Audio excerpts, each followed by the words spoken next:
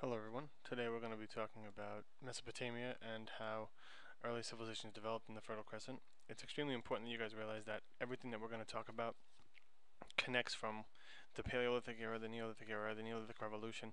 All those events are hugely important because a lot of the things that came about helped allow us to know where the early civilizations did develop and how they would develop. The first place we're going to talk about is Mesopotamia. Mesopotamia is located in the Middle East, but when you're trying to get down to specificity of being specific, you're talking about the Fertile Crescent. Literally, the term means land between two rivers. The two rivers we're talking about are the Tigris and the Euphrates rivers. These rivers are hugely important, especially because you're going to see that they compare them a lot to the Nile in Egypt, the Indus and Ganges in India, and the Huanghe and the Yangtze in China. What you guys have to realize is that because of the fertility of the land, a ton of civilizations developed there.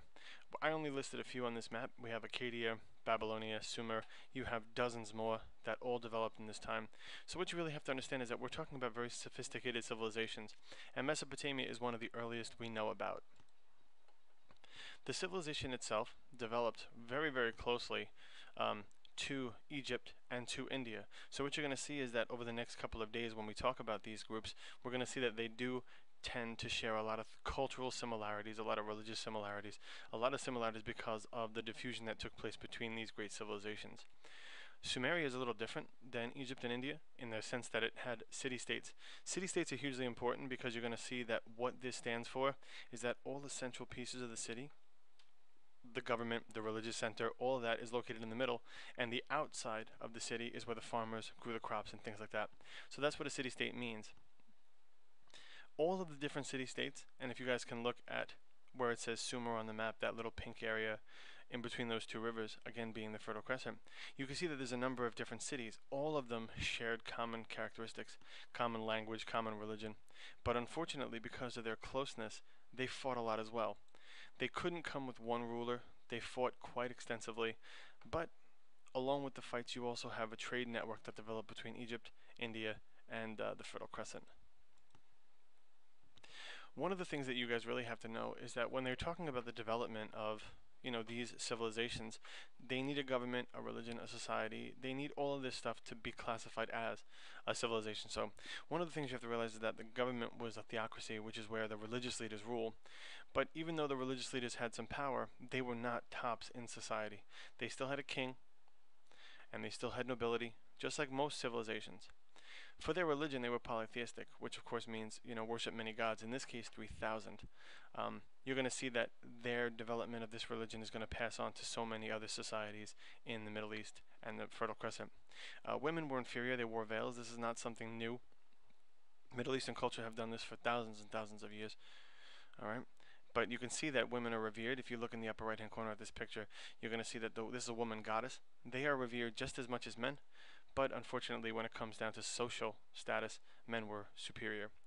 The priests had a lot of political power, but the structure, like I said, is important to see. Rulers, nobles, priests, commoners, farmers, and at the very bottom of society, you will always have slaves. But, slaves are always at the bottom. You're going to see that a lot in most of these societies. As for Sumerian jobs and achievements, we have quite a few to discuss, so I'm just going to throw them all on the board. The first one that you guys have to realize is that one of the key aspects of job specialization is that it's necessary to be called a civilization. Job specialization just means that carpenters work with wood, blacksmiths, metallurgists, these kinds of things are subject specific to a skill, not multiple skills. They also had scribes because writing was a very, very big part of their culture. If you can look in the upper right hand corner, this is a classroom, and you can see the people learning how to write on in scribe school. So these are just young scribes. What they're learning to write is called cuneiform. We'll talk about that in a moment. They were very proficient in math.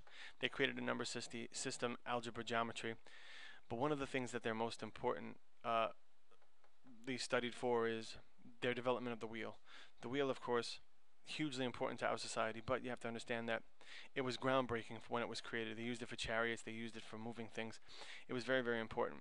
But like I said earlier, their most important attribute was their writing, and cuneiform is the oldest form of writing in human history.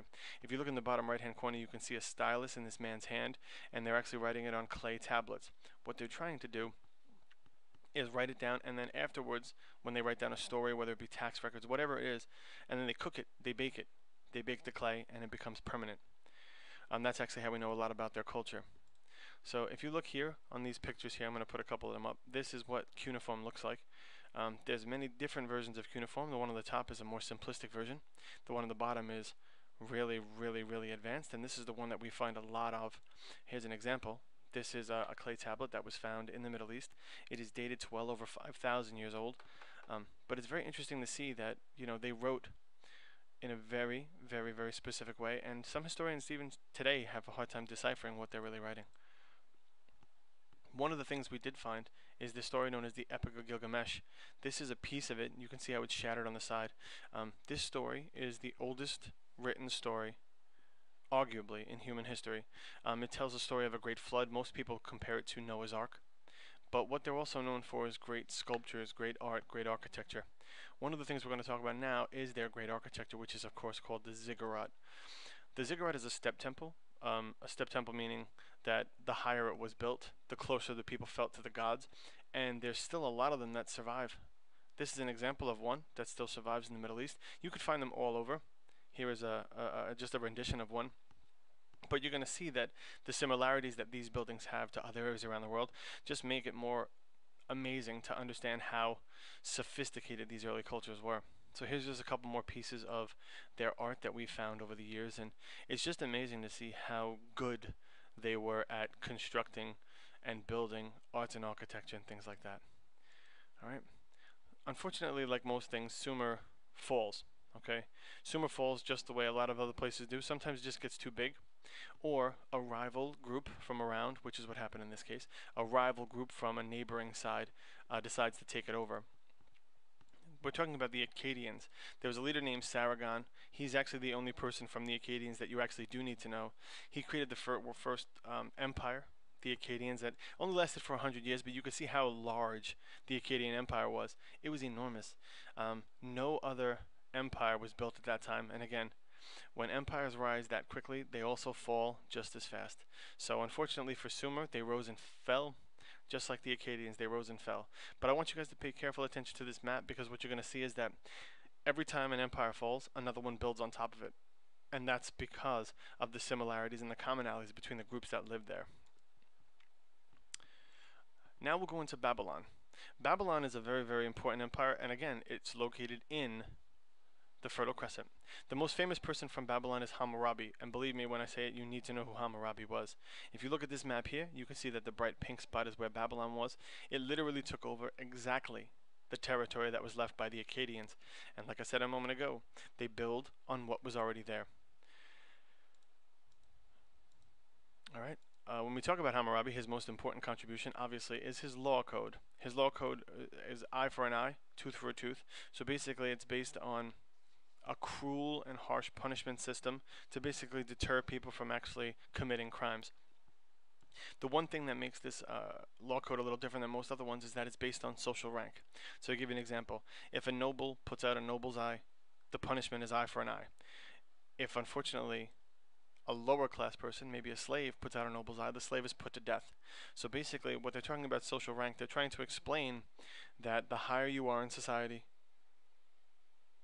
or the lower you are in society, you all have different punishments, even if you commit the same crime. So that's one of the things that sets this law code up for being one of the most strict and one of the most complicated, complex examples of law ever written. And you're going to be surprised how many people actually take pieces of this law code for the next 1,000 years or so. Slaves were property. That's always been the case. You know, slaves are always bought and sold.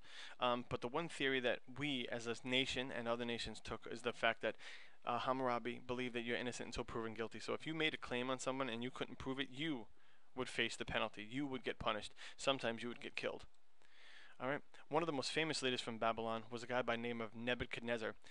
He came about long after the fall of the original Babylon Empire. Now the Babylon Empire fell around 1500, but what you're going to see is that it went into a state of chaos for around 900 years until Nebuchadnezzar came around and renamed his new empire the New Babylonians, or the Neo-Babylonians. Nebuchadnezzar is very famous. You can know him. He's from the Bible. What you're going to see is that he exiled the Jews, and he really targeted them anti-Semitically um, for many years. But unfortunately, his rise, just like the Akkadians and just like the Sumerians, his rise was just as quick as his fall. The one thing that he's most known for doing was building the Hanging Gardens of Babylon. It's known as one of the great wonders of the world. There's no evidence of it ever being found by historians, but people are still looking for it. What they do say is that it's one of the most amazing things ever created in the classical world, or the pre-classical world. All right, after Nebuchadnezzar died, leaders unfortunately just led to the fall. Weakness led to the fall of the empire, and that's going to give rise to one of the other greatest empires that we're going to discuss in a couple of days, and that is Persia. Persia, led by Cyrus the Great. You're going to meet Darius the Great, all men who are going to dominate the Middle East until the rise of Alexander the Great. So that's pretty much it for Mesopotamia, and that's pretty much it for this piece of our discussion. So what we're going to do now is say goodbye. I hope you guys got that. Thank you so much.